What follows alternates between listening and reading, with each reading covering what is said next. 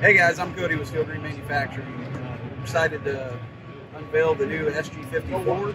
This unit has a 100-gallon tank, has a 40-gallon per minute belt-driven pump, and has true tank agitation. So for all the guys that are running liquid fert, this is going to be a great option where you have some true agitation in the tanks. You can spray high volume. It comes standard with a 12-foot boom.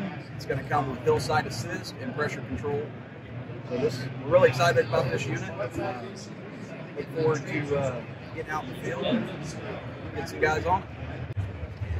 One of the features that we put in here with the tank is the ability to, when you're running the machine, it'll be down like this.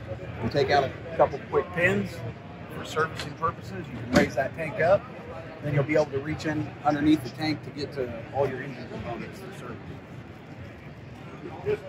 So here's our belt drive pump. It's activated by an electric clutch.